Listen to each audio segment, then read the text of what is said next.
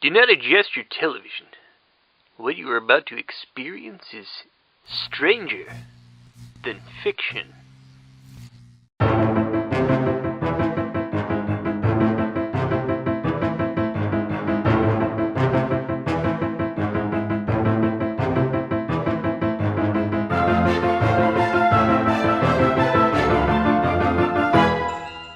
Hey there, strangers, and welcome to Stranger Than Fiction. I am your co-host, Devin, along with the impeccable, the incredible, the edible... I'm edible? Heidi? as the first thing that came to mind. We are on our 13th episode. Lucky number 13. So spooky. Too bad it's not a Friday. Well, I want to actually do so in 2022, which is quickly coming up. It's like tomorrow. Yeah. I think it's May 13th is the only Friday the 13th of the calendar, and I want to do the movie Friday the 13th. Yes. But unfortunately, we couldn't do that on our 13th episode. We'd be all right. We'd have to wait quite a bit. But I wanted to do something different because something just came out. Eternals. Nope. Well, I mean, you're not wrong. Or Ghostbusters Afterlife. Oh, right. That one. I don't want to do a normal episode. I wanted to do a review of it because with spoilers. Oh. I want to do the whole thing. So this is our spoiler warning. If you haven't seen it, I would suggest not listening to this, or if you're okay with it being spoiled, that's what's going to be happening. I don't think I can really talk about this without really just kind of getting deep into it. And to be honest, there's been so many like social media sites between like YouTube and Twitter that I like have held my tongue. I just want to get it all out. Okay. So you and I had a conversation like on our way home from the theater, and I guess we'll kind of elaborate and probably address some of the stuff we already talked about. But before going into all of that, I don't know how much I've told you, and I just kind of wanted to recount my experience and like how I got into Ghostbusters and like some of the family history and why family history is important. Okay. To me and my love of Ghostbusters. Okay. So I know I've told you, but for those of you who don't know, my dad went to high school with John and Jim Belushi. And that's relevant because if you know Ghostbusters lore, what was going to happen is Dan Aykroyd, after he had done Blues Brothers, the next movie he was writing was a vehicle for him and John, and they were going to have a third character, and it would have been Eddie Murphy. Not Eddie Redmayne. Thought about it. And it was going to be a trio, and it was going to be very weird, very different from what eventually came. So my dad said John was just exactly what you saw on camera, which was just ham, a goofball. He played football, not really with him because John was a senior and he was on the varsity team, but they both played for a man named Coach Howard Barnes. And Howard Barnes became a character that John would do. So like before the football games, I guess he would do like pep talks. Be like, hey, all right, we gotta go get him. It's usually what a coach does. Well, I mean, that's what like a stereotypical coach does, but like he very much was that like grim, gruff. And there's a line in Animal House when he's doing his like dramatic speech where he's like, when the going gets tough, the tough get going. And apparently Coach Barnes would say that all the time. Like that was his thing. So that he was really channeling a lot of Coach Barnes in that speech, but would do that character a lot. And he would go on to like National Lampoon Radio and do this. And my dad would kind of follow because, you know, he knew the Belushis. My uncles knew Jim better. My aunt actually got asked out by Jim Belushi for his friend. So he wasn't asking her out, but he was like, hey, would you go out with my buddy Steve? And I'd say, no, you don't have the balls. Well, one of my uncles said that Jim was kind of like a greaser, or a greasy guy. My dad disagrees, so I'm not really sure how Jim was actually in high school, but maybe maybe not the nicest person or had a good reputation, but this was also pretty snobby suburban Illinois in a very Christian Republican part of town. So I'm Sounds wondering, like you a know, dream. it was picturesque, I'm sure. But one of my uncles, my late Uncle Danny, was very close with Jim and actually did a few plays with him in College of DuPage and saw him on a movie set he was in Chicago in '88. Cool. So, like, he continued well after, like, years after. And I wish I heard more of those stories before he passed because it was fortunate, like, I just heard it late. But when '84 happened, my mom was still pregnant with my brother. So I don't know if they saw it in theaters, but I know, you know, them watching SNL, knowing Aykroyd and Murray and all of them, I'm sure there was an interest, but I don't know if they saw it in theaters. And I don't think I've ever asked them. But fast forward to a couple years, my brother's old enough to watch the real Ghostbusters has come out. And in their apartment in Chicago, that's some of my brother's earliest memories, is he was sitting on, like, the bed with my mom and in, like, talking with my mom. She's like, I would watch it because it was a show I could tolerate. And as a parent, I get that now, where you're just like, you know what? This is okay. Oh, see, I disagree. I can tolerate, like, all the kids shows. Oh, I cannot. Not all of them, but like 90% of them. I'm like, yeah, let's do it. In babysitting our nephew, who's at the age where he has demands for what he wants to watch, The truck show was fine. The garbage truck show? Yeah, it was that fine. was okay, but some of the other trippy stuff, one where they just, like, go into a black hole, that was weird. Yeah, there was some stuff. But anyway, I can understand from a parental standpoint of, like, kind of wanting to at least watch a show you can stand. But I also wonder, and this was the '80s, like, how appropriate that was, because he would have been 3, so maybe not the best choice. And I was obviously too young for either movie. So '89 happens, and what's interesting is '84, my brother's born.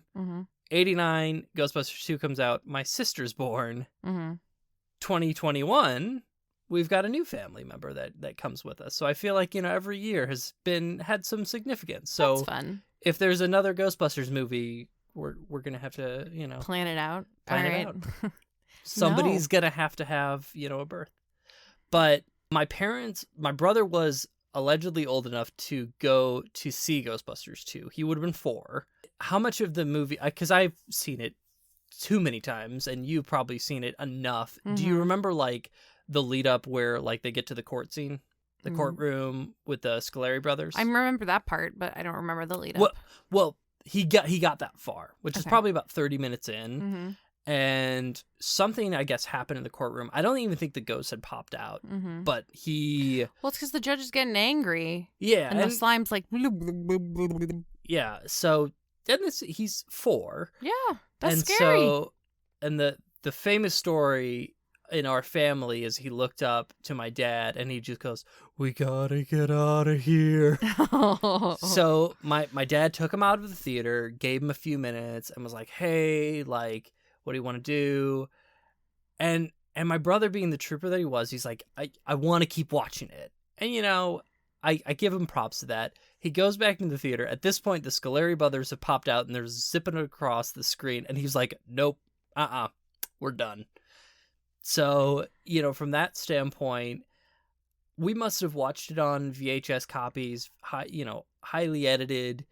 I watched a lot of real Ghostbusters, and we would get the toys. We had one proton pack, little, like, Kenner role-playing proton pack. Didn't have 2, so we had to, like, share it in between us. And that's really where it started for me, and I held that torch so much longer than my brother. I think he probably enjoys it, but I don't think he cares. Obsessed. He's certainly not a ghost head, but for me, this has been my entire life, you know, since before I could remember watching the real Ghostbusters or even the movies. I've said before in our top 10 scariest kids videos, like, I don't really distinguish or remember distinguishing the two movies because they were just one. Yeah. And so it has a lot of emotional resonance with me. And for you, it's completely the opposite. Like, do you distinctly remember the first time you saw Ghostbusters? No. Was it, but like, were you a kid, an adult?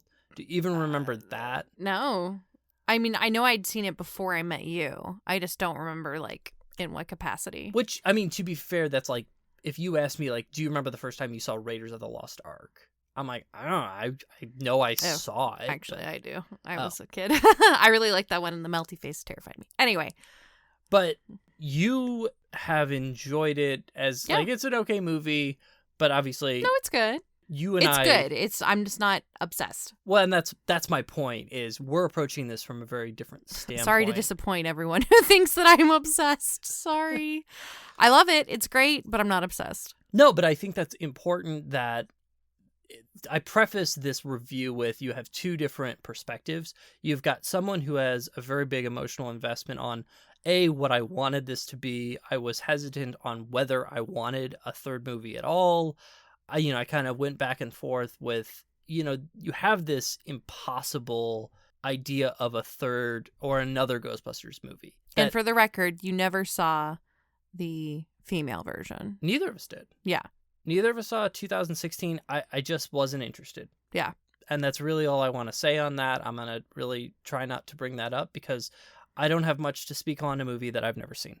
It just wasn't something based on the information provided that I was interested in seeing. That's it. And some would say that movie was important because therefore it then informed Sony that they needed to make a third movie that continued on. And I guess I would disagree with that. It's really hard to say, the powers that be, what informed their decision to bring Ghostbusters Afterlife. But that's not my point. Mm-hmm. So with all that being said, and I know we only saw this once, and you are the queen of giving great don't make me. So, well, you have to realize for parts of it, so I was paying attention, but for parts of it, I kept looking over to you because I wanted to see your reaction watching this movie. So I watched you a lot of the time, as creepy as that sounds. I watched you watching. I should have filmed myself, then you could just watch the whole thing. But no. So what, well, let's just start at the beginning. You have a kind of a, like the first two movies, you have this stinger moment. So, I mean, what I remember, so it starts off with a cute little girl, love her so much, being all sciencey at home in the apartment. No, before that. What happened before that? It takes place in Oklahoma. In this farm, you have this... Oklahoma. Yes, so it takes place on a farm with Spangler. It's a shadowy figure, but everybody, I think, knew it was Egon. Yeah, and so... he's there and he's like beckoning this ghost with a trap, and he's like set up this like force field around his house, and he keeps pushing the pedal, but it's not working exactly. And then it goes into his house, and he sits on the chair and it gets him. He also tases it at some point. Don't tase me, bro. So, yeah.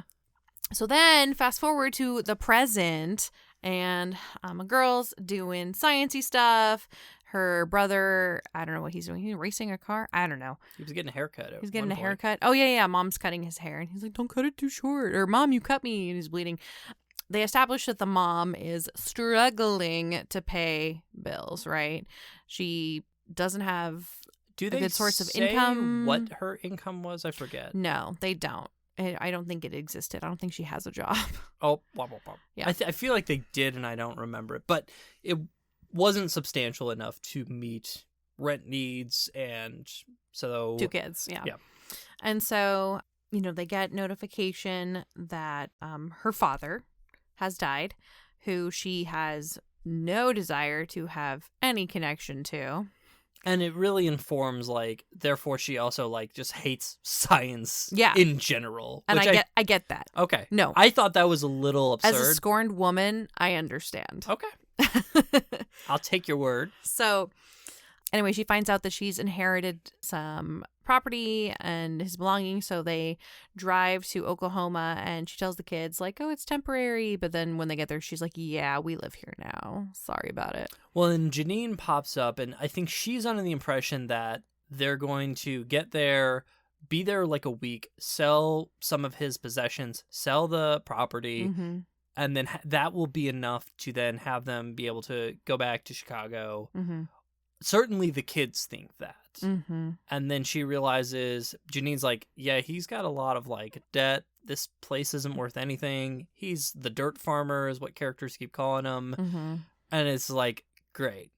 One more thing you've just Well, yeah, it's like, screwed cool, me I've just for. inherited a bunch of debt. Yeah.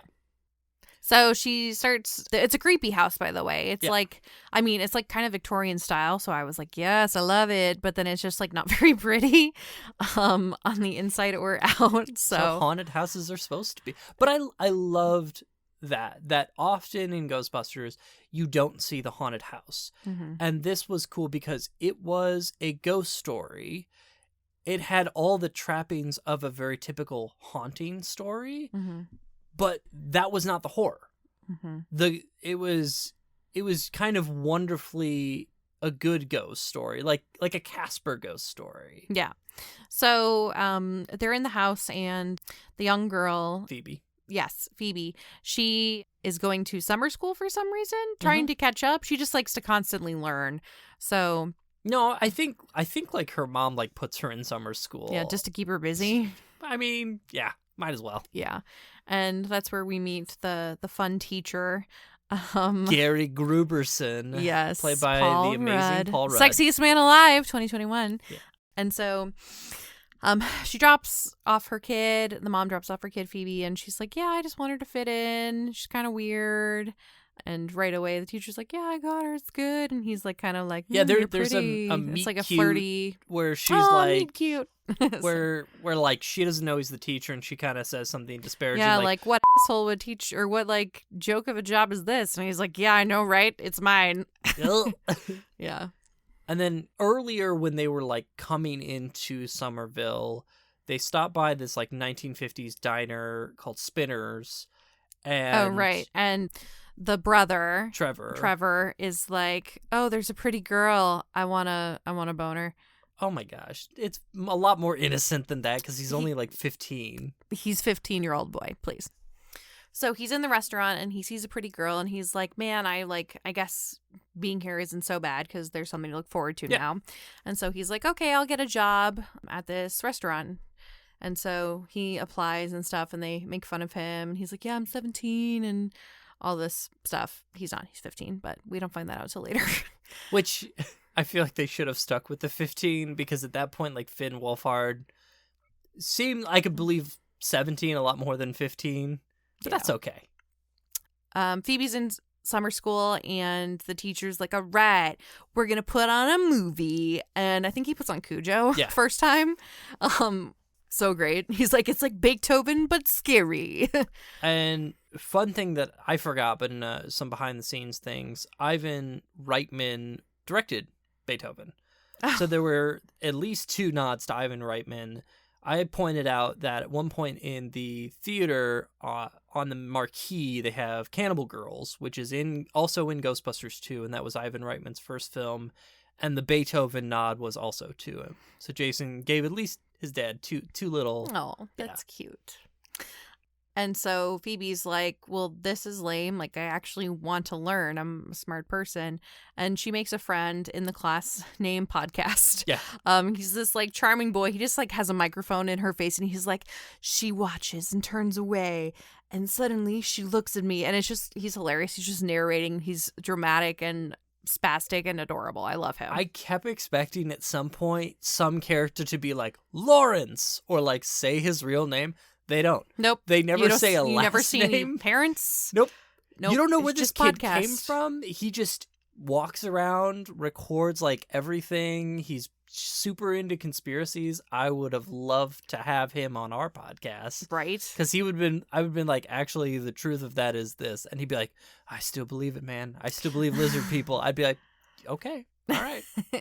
And so they befriend each other, which is super cute. Also, Phoebe goes back to where the teacher is at, summer school teacher. Yeah, and she's like, because he's just had- sitting in the back, and she's like, hey, I want to learn. Well, an earthquake, I think, happens in the Yes. class, and that, like, It doesn't phase anyone. Everyone's just like, all right, just another earthquake, because it's been happening every day. Yeah. And so, she goes back to see what he's up to, and she finds out that he's a seismologist. So he's a seismologist, so he studies earthquakes, which is really great, and tectonic plates and all that fun stuff. And I took a class on geology, and we went over all of that stuff, so I actually knew some of the things they were talking about. Nice. Yeah, in college. When you and I, like, went over, we wondered, is he a seismologist that is Doing a moonlighting side job. as a summer school teacher, or a summer school teacher that is very interested and wishes he was a seismologist? Because it's very evident based on the fact that he just puts on movies in summer school and doesn't give much care about these kids or this curriculum, that this is clearly his passion is trying to figure out why this is. I wonder if he is not a native and he came to Somerville trying to pursue this why. I don't know. Rather than, conveniently, there is this teacher in Oklahoma who is also a seismologist who has all of a sudden perked up an interest. You never know. That's how I think of it. But so Phoebe and him, explain to the audience what's going on, which is something unusual is happening. This is not like a normal earthquake. No. And they don't know what's causing it. So fast forward to Phoebe, she's at home. The mom's really mad because she's looking around through his stuff, and the place is a mess, and there's no family photos. So she's obviously hurt by that because her dad abandoned her essentially as a child, and no photos of her, nothing. So she's really butthurt about that. Totally understandable. And so Phoebe's going to bed, and she has a chessboard next to her, and she puts one piece out just for shits and giggles. And the next day she sees that another piece is there, has moved out. Is there already a white piece out? No, she puts the white piece Okay. out. Or no, she just sets it up and he puts the white piece out. That's the whole point is, because I was like, why would she just move a chess piece for no one? Why not? But she wakes up and white has moved first by unexplained phenomena. Yeah, so she plays a piece, and then later in the day when she comes back, she sees that another piece has moved, and then she watches a piece actually move. So clearly she's playing chess with a ghost. Yeah. Which is so fun. And I don't remember, but that's the kind of ghost I want. Let's just play chess. I don't know, the way he just like batted away the knight, I was like, okay, like you could have just like knocked it down. Like you didn't have to be like that. But she finds a PKE meter. Yes, under the chair. The same one that our shadowy figure in the prologue had hidden under the chair, unsuccessfully used as a taser. And I want to get to some of the equipment later. But then, our wonderful little explorer, she's using that. Yeah, she's just like holding it, and then she noticed that if she goes one way, it opens and the sounds go on, and she turns the other way, it goes back off. So she obviously follows the path, and it leads her to a secret puzzle on the floor. Mm-hmm. And so she's very smart, of course, because science. And she does her little puzzle, and she finds a ghost trap. And so she brings it to class, and the teacher's like, "Whoa, that's a really good replica." And they then find out that it's not a replica and there's a ghost in it. And so they're like, all right, let's charge this bad boy up. And so they plug it into a car with the charger, like the jump cables. Yeah. And it's not working. And it's like a big let up, like, oh my God, let's release this ghost. And then nothing happens. They're like, oh. So then he goes and like taps on it, like flicks it, and then a ghost jumps out. It was very loud. It scared me. That was like the only thing that scared me in the movie. It was just it was just loud. And so he lets out a ghost, and they're like, oh, like crap, what do we just do? And so it flies back. You see it kind of go from a phantom figure to then an orb, and it flies to this mine that, and I think we neglected, one of the side stories is Trevor has gotten a job at Spinners kind of in pursuant of this girl, Lucky. he's been given all these shaft jobs of doing inventory in the freezer and cleaning things, and he is invited to go to the Shandor mines atop the mountain, and he notices something stir up there, and is it then that Podcast and Phoebe decide to go explore it? Well, anyway, Podcast and Phoebe decide to go explore it. I don't know if it's again, we saw this once, and we're trying to remember. We saw it like 5 days ago. Yeah, this is very hard to piece together. And so they go and explore the mines, and, Podcast is telling all the legends and being all spooky and creepy and all that fun stuff. And does anything happen there? I don't think anything does. No, it's just kind of like, setting up the. But you can see like the cool temple markings. Ancient, yeah. And so you have this ghost that has, gone into these mines. You have Phoebe then follow the PKE meter to this garage or kind of outhouse area on Spangler's property. Correct. Her grandfather. And then discovers, there's another hidden area with a firehouse pole, which is wonderful. And she slides down, and all the while, it's a giant science lab. Not only is a PKE meter leading her, but also there are lights that are kind of leading her down the stairs. And what I really liked, and spoilers, the shadowy figure is Egon. Obviously, this is Egon's ghost. I like that they are coy with it, even though we as the audience know pretty much who this is. Maybe if you were a first-time viewer, there might be a little bit of surprise there. I like that you don't see Egon. I like that his presence is very electrical. You have lamps that kind of shift, direct focus to characters. There's a great subtlety in Gestalt to kind of directing and informing and communicating without being heavy-handed about it, or writing notes or some. Yeah, it's a good inferred. Like there's one point when she's down there in his lab, and she's like, "How did you get a cyclotron this small?" And the lamp just pans the light over to his diploma from MIT. Yeah, and she's like, "Oh, you're a genius." Yeah, and I love that. That was just enough of an Egon humor that I'm I could see him just referencing yeah, duh. So she finds the proton pack. Yes. And decides brilliantly, as kids would, we got to test this out. Yeah. And so doesn't she fix it first? Yes. Yeah. Yeah. She and fixes with it. the guidance of Egon. She works with her grandfather too, and also she discovers that who her grandfather is. Yeah, she's like, "Oh, my grandfather was a Ghostbuster," and she confronts her mom with that too. And she's like, "Why didn't you tell me that Egon Spangler is my grandfather?" And she's like, "Because he abandoned his family and wanted nothing to do with us." Yeah, essentially. So again, I get it. And so, they go test it out. The proton pack with Podcast. And they shoot up some stuff. It's awesome. And it's you would do testing a rifle. They're setting up on a log some cans, bottles. Yeah. And in a great moment, she just disintegrates the entire thing. She's like, "Did I hit it?" And he's like, It's gone. It is no more." And so while they're over there too, at this random, I don't even know what it is, abandoned. It's a factory, slaughterhouse. I don't know. Yeah. But they hear something, and so they follow the noises, and it's a ghost. It is Muncher. And he's eaten all the things. And so they try to capture him, and they're he gets away. And so they're okay, we're going to follow him into town to capture him because they want to use the ghost trap. They also put the ghost trap on one of those toy cars. No. That was Egon in the Ecto 1. Okay. I thought they were just, I don't remember that part. I think I was looking at you.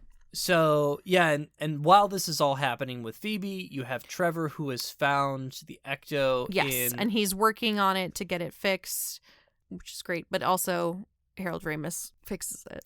Yeah, Egon, I mean, it's clear that there's a good level of, you have some aptitude of these kids, but some of the what I don't care for is when kids are a little bit too smart for their own good. Yeah, like, I'm 15 and I fixed a car. Like, how? Like, or you have this 59 Cadillac that has been sitting in a garage for maybe 30 years. How the hell did you get that going? And they do have a moment where you can see, Egon's kind of repairing the last wire to get it going. Mm-hmm. And there is some guidance also with Egon, not so direct like with Phoebe, but that clearly he's having some influence and help with that as well. So Trevor is testing it in the wheat fields, drives up into town while Phoebe and Podcast are chasing Muncher, and they all hop in. Yes. And then go for a joyride in downtown Somerville to catch Muncher. Yeah. And so Ecto's got a gunner seat. In the Ecto, they have what's called the RTV, which is the remote trap vehicle. And that's where a trap is on an RC car that you're talking about. But that was built into the Ecto, which I loved. And they had never really showed that. They'd done that a lot in the cartoons where they might chase a ghost via the Ecto, but never done it with the actual movies. And I think that was probably a limitation of the Ecto itself. Yeah. A 59 Cadillac, a lot of times in some of the montages, they're either speeding up the footage because that car cannot really move like that very well, or it needed maybe some special effects to make it look a little prettier than it did. So seeing the Ecto chase a ghost, help trap a ghost in a very unique way was awesome. And that was one of the most exciting times in the film. Is I think it really culminates well into that moment of wanting to get Muncher and having that first bust, if you will. So did you know that my first car was a Cadillac? What kind of Cadillac? It was a 1991 Cadillac DeVille. Oh. It was as old Was as she I was she a giant boat? Yes. We could fit 6 people in the car. I believe it. And then 5 more in the trunk. Ooh. Anyway, so they're driving downtown and they are trying to catch Muncher, and they're destroying half of the town in the meantime, and they don't catch him, right? It's so close. No. They are they do catch him. He's flying to Shandor Mine, the gunner seat's out, and they're coming up to a bridge where essentially they either gotta catch him or Phoebe's gotta pull in the gunner seat because she's gonna get squished. And at the last minute, right before Muncher crosses the bridge to Shandor Mine, they catch him.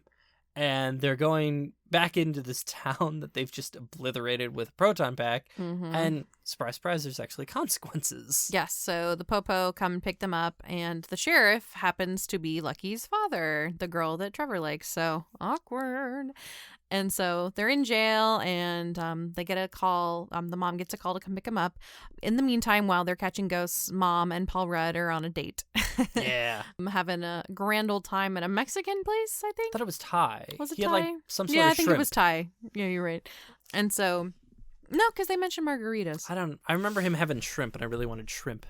So, anyway, the date ends early. They have to pick up the kids from the cops, which is not good because they're short on money to begin with, and now bail. While they are in jail, though, Phoebe's like, I get one phone call. And so she calls Ray, who she found his number from all of the old ghostbusting ads and stuff, and it leads to Ray's occult shop. Yeah, after she had found the proton pack and Egon's jumpsuit and realized that he was a Ghostbuster, she started looking into Ghostbusters videos and found the classic commercial that had the number. I wonder, I know the phone is Janine's phone in Ray's Occult. So I guess they transferred that number over to Ray's Occult bookstore. Yeah, you never know. That's fine. I'm willing to I appreciate the fact that it's the same phone. Yeah. Sure.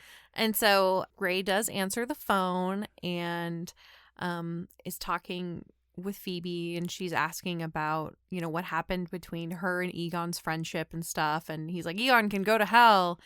And I didn't like that. Yeah. And she's like, I'm his granddaughter. And then the phone clicks because the police come and interrupt the phone call. And he's like, wait, no, I'm interested. Yeah.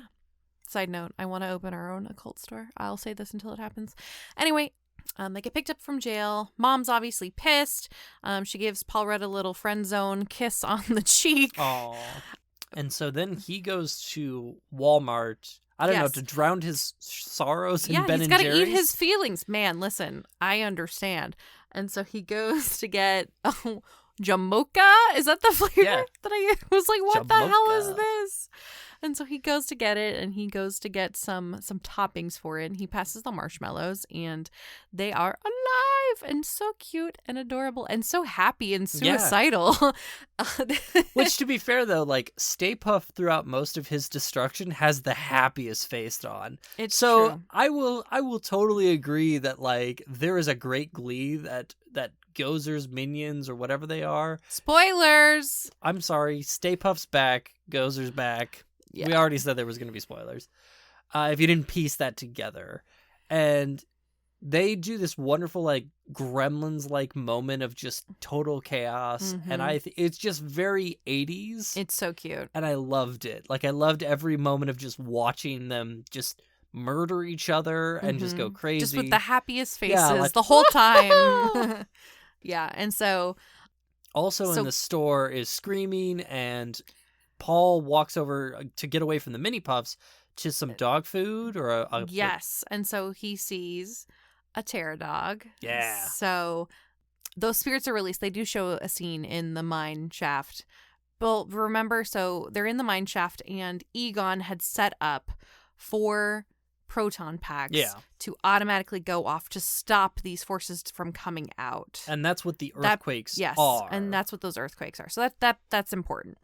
So anyway, so he sees, obviously a terror dog's going after him, and of course it's gonna try to attack Paul Rudd. Because he's sexiest man alive. He's the Keymaster. 2021. Yeah. And so he does get him. And I do want to point out, if people have watched our YouTube channel, Channeling Spirits, we did a breakdown of introducing the Mini-Pufts, and I noted, and this was before a lot of other footage had been released and that terror dogs were confirmed, I noted that Paul Rudd has on in that scene right before meeting the Mini-Pufts a bunch of keys.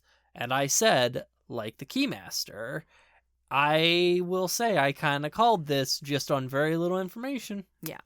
Well, I called it based off of the mom and him going on a date. I was like, oh, he's going to be the Keymaster and she'll be the gatekeeper. Like, called it. And that is exactly what happens. Yeah.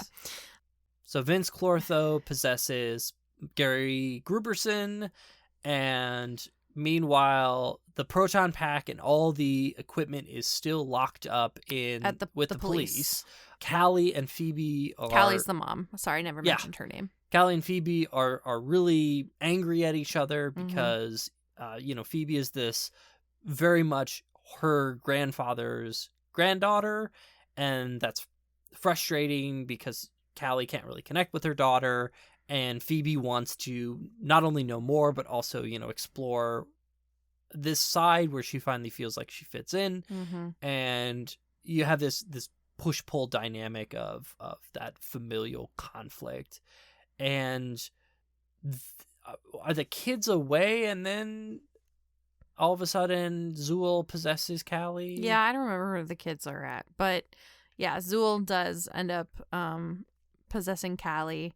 And Podcast and Phoebe come home. Yes, and they do a great moment where she's like panting in the chair, and they go, "Mom?" And she's like, "There is no mom. Only Zool." I thought the voice was a little... I thought they, like... Because, in the original one, they only do that, like, Zool voice once. Yeah. Like, a lot of times she's just speaking normal. I thought they did it a little too much. That's just me nitpicking. So, anyway, of course, the gatekeeper and the Keymaster have to unite. There's this awkward moment when Mom Possessed hits on podcast. She's like rubbing his head, and she's like, "Are you the gatekeeper?" And they're like, "Oh my God, Mom, he's 8." Like, and so so she sprints off like a dog, runs off to find her lover.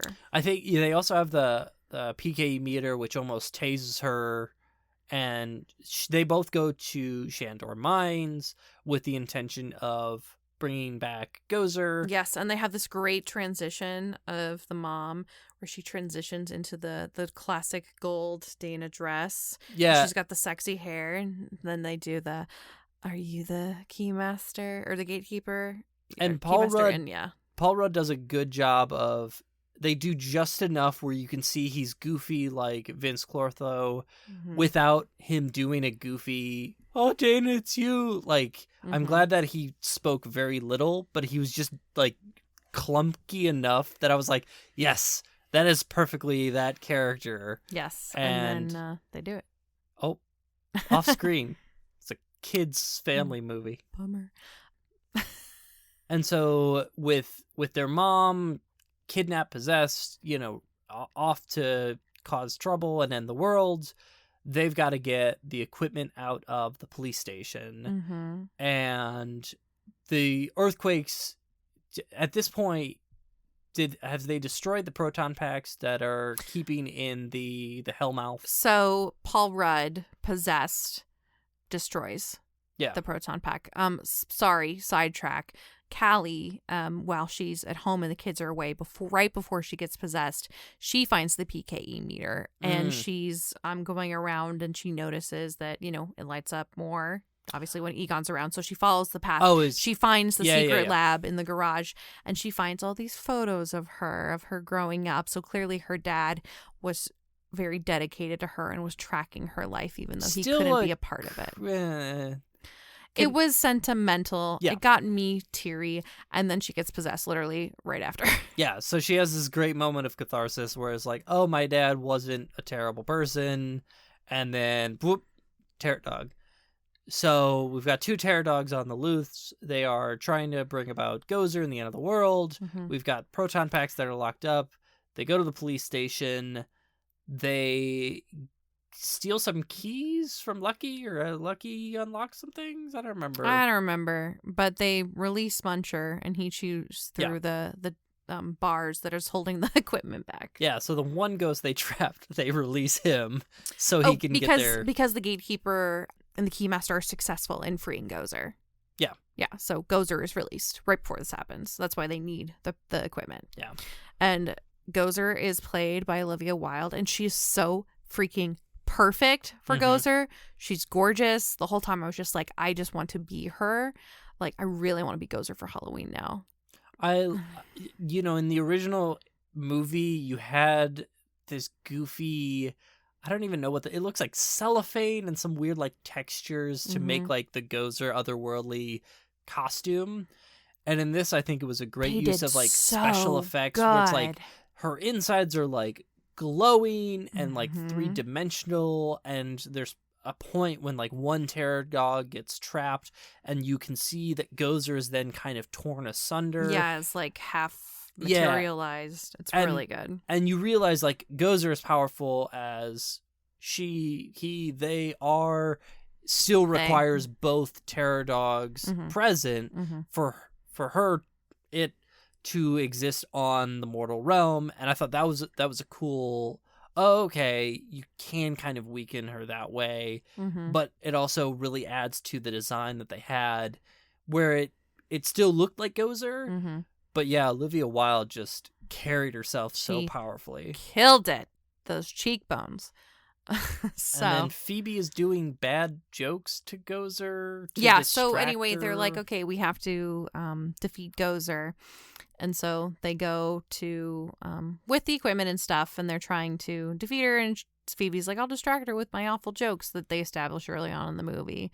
Because they're like, okay, Phoebe, you need to make friends. And she's like, I don't know how to do that. And they're like, oh, we'll tell jokes. And so she tells a joke, and it's awful. I did hate that part. I know. I really...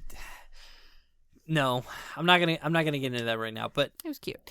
So anyway, they distract Gozer and attack her a little bit. They capture or attempt to capture one of the terror dogs, which weakens her. And by they, I mean Phoebe, Podcast, Trevor, and Lucky. Yeah. And so then at one point they do capture one of the terror dogs. They are driving the Ecto back with the understanding that Egon has built his farm essentially with they get their mom with these large capacitors on the farm to run this giant ghost trap with the hope so the house is a trap of catching Gozer, knowing that the problem with Gozer is you can keep banishing her and she's just going to keep coming back to this realm. If she has her terror dogs, the only way to stop her is you've got to catch her. Mm-hmm. And in the beginning, you can tell that he was trying to do that by catching the terror dogs and then drawing her. Mm-hmm. But, she didn't fall, and then his house trap Failed. Didn't work. So they're trying to do it properly this time. So they've drawn Gozer to the house, and they, she's zapping him with lightning, and Phoebe's fighting off with the proton pack. You have a few moments when I was like, oh, they really just gonna, capture Gozer, and it's gonna be all over? But... Well, the house trap wasn't working. Yeah. But it seems like it's going well, to the point I was like, is this really how the movie's gonna end?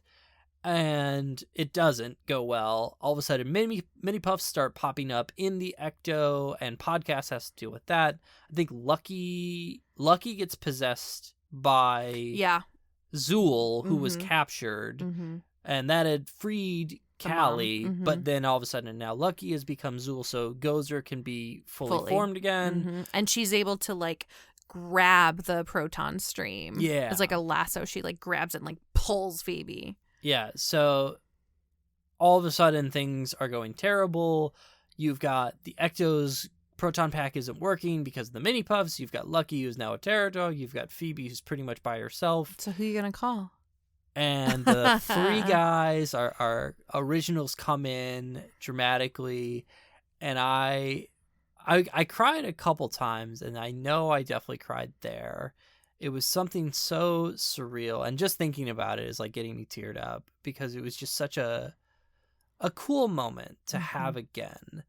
And it doesn't end there and kicking you just in the stomach of how wonderful it is to have them back. So they've got proton packs, and they're fighting Gozer, and then... But she's even still... They try and cross the streams. Yeah. Which I will be honest, the moment that happened... Because they do it almost so routinely. They're like, all right, we just got to cross the streams again. And I really got frustrated by that, because I was like, really? We just end...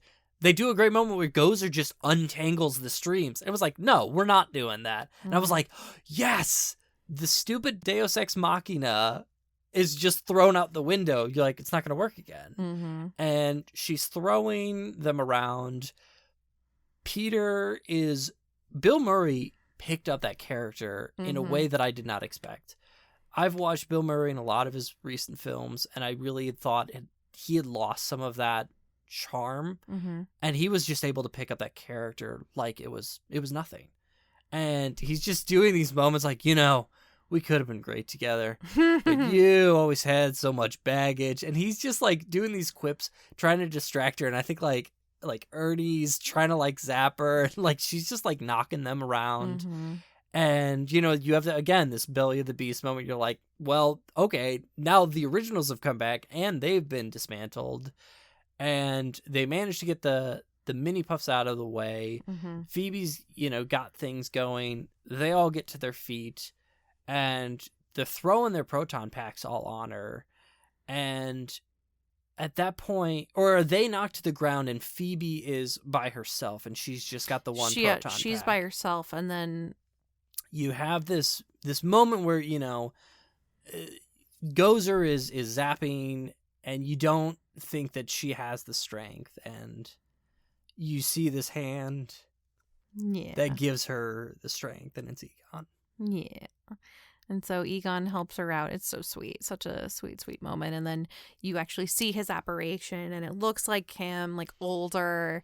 They did a really good job of making him look great. And he doesn't say anything. He just, does facial expressions and whatnot. And he goes and stands by the boys, and they all fight together. And Callie is able to activate the trap, and they catch Gozer. Yeah. So it's, this wonderful moment when you see the three guys, and Harold's ghost is with them. Yeah, it was a good moment. So that's the movie. So yeah, there's a little after credits scene where Jane and Peter are sort of together, and, there's kind of a lot of lingering. Maybe there's going to be more. You find out that Winston has actually been supporting Ray's bookshop. And Yeah, can someone pay the mortgage on my cold store? Thanks. and Sugar daddies, I'm looking at you. and that there may be others in store. So, what are your thoughts after a long and drawn out review of synopsis? Sorry, it was so mishmashed. It was hard to remember because I was living in the moment and looking over Devin, wasn't taking notes, was just enjoying the ride. What are your thoughts? Oh, I loved it. It was great. I give it 10 out of 10 ghosts. I thought it was a perfect film for what it needed to be and what it was. I loved it. I thought it was imperfect. I had some issues with it. I think one of the weakest points for me was the score. Oh, yeah. I love Elmer Bernstein in the original score. I think this leaned a little bit too heavily on that, and you could say that a lot about most of the movie. Is there's a lot of references that are wonderful and subtle, and that if you're a diehard Ghost head, you're gonna get them. And then there's some that are a little bit over the head, like, okay, come on. I didn't need some of them. I personally thought the "there is no mom, there's only Zool" was a bit eye-rolly. And "are you a god?" I know you didn't like that line too. I think just it's kind of like in Terminator when someone says "I'll be back," or in Star Wars of "I've got a bad feeling about this." I'm sick of it. I've kind of gotten tired of the fact that, like, oh, well, you gotta say it. And I don't want that in Ghostbusters where it's like, well, you gotta say the line. Like rehashing the same thing. Oh, the sheriff says, well, who are you gonna call? Yeah. I'm like, okay. Well, I thought that was cute because she was like, I have one phone call, and he says, okay, who are you gonna call? But it wasn't like, who are you gonna call? I thought it was cute. I thought it was cute. Okay, well, there's definitely some have said that the nostalgia is a little bit heavy-handed. I think it's a difficult game. You have a lot of fan service that you want to give. I think there are films like The Force Awakens when I was gonna bring that up. You can rely too heavily on it, and then the problem for me with Force Awakens is not only is it nostalgia heavy, it follows beat for beat A New Hope. Well, do you think that I was going to ask you? Do you think that Ghostbusters Afterlife follows the same path as Ghostbusters? You could make an argument, but no, because, and I think structurally, yes, you have a moment in the beginning that kind of instigates the action. Same thing with the first two movies. You have a first capture with Slimer, the Scoleri brothers, and Muncher. But then you don't have that montage moment where it's kind of like, oh, and then everything went really well and the guys got the business together, because it's not a business. Mm-hmm. And so intrinsically, it can't be those films because it's not about getting the business either up and running or back and going. It's about these kids who have kind of discovered this. I think thematically there are much heavier elements on familial relations and how those dynamics can change when one passes, how we deal with loss. I think there's a lot more thick subject matter in this than the first two films. And some would say what's supposed to be a dirty comedy from the 80s, why bother with that? And I would say, I mean, yes, it started that way, but it's moved beyond so much more than that. Mm-hmm. So no, I don't think it follows beat for beat the same two movies. For the record, I loved Force Awakens. Great. I think it's got some solid things about it, but I think there's also some problems when you just remake A New Hope. You just don't like Kylo Ren. That's far from my biggest issue. But, the equipment, I liked that they didn't go crazy. I like that it was pretty close to the original equipment with some modifications. I don't know where all the proton packs came from, though, because they were like, Ray had 4 of them because he stole the boys' proton packs, but then they show up with proton packs. I was like, where are you guys getting these? Yeah, because he had the ones that he was lining the mines with. He had one that he was working on that Phoebe got. He got one in the ecto seat. And then all of a sudden they show up with 3. I think there was another one. Like, it's an abundance. That's fine. But I liked that they took some of the classic equipment but expanded on it within reason. The ecto goggles, though, served no purpose. Podcast would just wear them. They were so cute, though. They were like his safety goggles. He'd I be like, loved all it. right, and then he put them on. No, he didn't. There was no story point to it. There's one point where he takes a photo with them, but that doesn't even play out. It's not even like that photo was important. It was just a fun little thing that he did, and I was fine with that. I think most of the acting from the young actors and actresses was amazing. I think absolutely. Phoebe McKenna-Grace Love her. carried this film. Personally, I think she did a wonderful job of being a young, awkward adult while also giving a lot of Harold Ramis performance, while also not having her seem like a caricature or a parody of him. Like, she played a good line of like, I'm an awkward kid, but there were times when I was like, that right there, that was Egon. That was great. Except for the jokes. The jokes were crap. That's not her fault. Blame the writers. Fine. Did you like, to go too far, did you like the music? It was fine. Me, well, I mean, obviously I know it's from the score, but I just kept thinking of the video game. Oh, yeah. Because you play it all the time, and that's all I hear is that's the exact same do, like all the time. So that's all I can picture is just you causing chaos in the video game. Yeah. So yeah, no, I wish they'd like expanded on it a little bit. Like at least with A New Hope, they added new songs. Yeah, they had some homages to old Star Wars music, but it was like basically a new Rey score. had her own theme. Yeah. Like, I felt like... Oh, I love Rey's theme. It's my alarm. But it is. But I do wish that they had a new score and then just did some homages to the old music. Do you think that... Because there was nothing. It was like literally copy paste.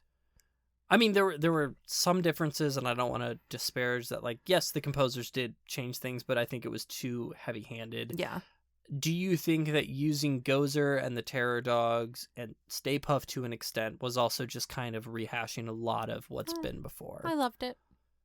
I wish it was... I liked that they expanded the mythology of how the Terror Dogs work. Oh, Evo Shander's also in this for a hot second. Fun fact. Yeah, and he gets ripped in half very in quickly. But I don't know. Between having the first one, the video game, and then this all kind of focus on Evo Shandor Gozer, I kind of wanted it to be done. I wish that it then ended a little bit more definitively with like, Gozer is trapped forever and is not coming back ever. The end. Like, we're done with this. I don't want the only... Gozer's so sexy, though. But I don't want that to be the only opponent. They're bringing sexy back. That the only opponent that they have is that. So I liked the CGI. I thought I talked about in the car like how the Terror Dogs looked either looked were like puppets, yeah, or looked like puppets, they and looked then so good. Had some of the like run cycles that looked like the claymation of the dogs in the original. I thought the proton streams and some of the trailers looked a little bit off, but I think by the final film they looked really solid to me. Yeah, I think they looked good. I liked that because it was, CGI, you could do cooler things like when, like you said, Gozer kind of grabbing the streams and treating them almost like whips where she's pulling people or separating the cross streams. I loved that. There's one point when they're catching Muncher, and like Muncher's pulling at the stream, and he like literally chomps at it and frees himself. What did you think of Muncher? I didn't care for him. No? Oh, I really liked him. I'm happy for you. Yeah. I'm glad they didn't do Slimer. I'm glad Slimer wasn't in this at all. Yeah. No, Muncher was just all right. Oh, I was really taken with him because I liked that it was a new ghost. Yeah. I liked that it was different. I mean, vibes of Slimer, but had a kind of a different shtick. I mean, I think for me, this has always been like my running issue with Ghostbusters is like the ghosts don't look like ghosts. But Egon looked like a ghost. But that's kind of other what ghosts I don't look like ghosts. Like, it doesn't make sense to me. Like, I like for me, that it should imagination. No, that's fine. But like, it should all be the same. Like, ghosts are ghosts. I don't know. That's just... I mean, that's part of the mythology, and that's fine. And I liked that there's a certain amount of imagination where you can have this like weird four-armed caterpillar-ish blob thing that chews metal and shoots it out like bullets. Like, I was like, oh, that's fun. That's a threat, but also like it's different, but still feels Ghostbusters. And No, it definitely felt Ghostbusters. Never mind. do you think the kids were too kiddie? Like No. this was too much of a kids movie? I definitely felt like it was family focused. Like, it wasn't scary at all. I think there were. I feel like Ghostbusters. If I saw it is as a hard kid, it to wouldn't scare me. Ghostbusters for me, though, is hard to say whether it's a horror movie or has horror elements or what's scary. I think it has horror elements, but it's not a scary movie. I feel like there was points when I was like, yeah, that seemed like it might be scary, but I would not say that this is overall scary. Not at all. Going to the family part of it, though, do you think that it's good to give Ghostbusters some more weight and some of this family drama? Oh, yeah, for sure. I just had a lot of questions, though, with... Oh, okay, like, who did you get with? And you Yeah. literally just left your kid. Why couldn't you just take them with you? Like, yeah, I had lots of thoughts and feelings. and as I'm diving deep into, like, you know, rewriting the history and trying to figure out, like, how this could work, and there's definitely, like, gaps in Egon's history where it's like, well, yeah, he could have been a professor and gotten with someone and had a daughter. Could have been. Scandalous. But my bigger question is not even so much his hidden daughter, because, okay, fine. You could have had a daughter. Whatever parent decided you're not going to be a good fit, I'm not going to be a part of their life. But more so okay, after 2 or the video game, what the fuck happened? Because all of a sudden, Ray and him, who have been friends for, I don't know, a decade, just, nope. He can rot in hell. I'm not going to talk to him for 30 years. I don't know enough about him to know that he's dead. They all separate their own ways. Winston somehow becomes a millionaire. Good for him. And it's just like, I have so many questions there. I'm like, whoa. You in like one monologue with Dan Aykroyd, like go over what's happened in the past 30 years. And I'm like, can we slow down and digest that a little bit? Because you just threw a lot. And I have a lot of questions. Mm-hmm. And it leaves a room, I guess, in future sequels to explore that. But as someone who has been waiting 30 years, like, all of a sudden it's like, no, I avoided spoilers, hoping that some of this might be answered. And very little of it was. I felt like it was just, like, it was a nice love letter to Harold Ramis. It was. At the end of the day, I think if you like Ghostbusters, you're going to love this, personally. I think if you are vaguely aware of Ghostbusters, saw it, this is a good thing where you can kind of jump in. If you know the lore and are obsessed like I am, you're going to find so much to take away from this. And there's something wonderful about getting to kind of say goodbye to Harold within the franchise. They have a great ending that says for Harold. And I feel like the character at the end kind of gets to have a moment of peace. Yeah. And he finished his business and he goes to heaven. Yeah, I mean, there's definitely an implication that ghosts in this universe now, like, if they have unfinished business, they can cross over. Mm-hmm. And I thought that was interesting, but I would highly recommend it. How many ghosts do you give it? I gave my rating. You didn't give yours? It's hard. It wavers sometimes between a 9 and a 10. There's issues that I have, but I have issues with the first 2 too. I would say definitely go see it. I can't wait to see more. Yes. All right. Well, it's been a very different issue, and I know that this is not normally what we do. We're back to our normal Stranger Than Fiction episodes. Unless you want more reviews, then let us know. But this was a special occasion that we wanted to dive into. Absolutely. So thanks for joining us. I'm Devin. I'm Heidi.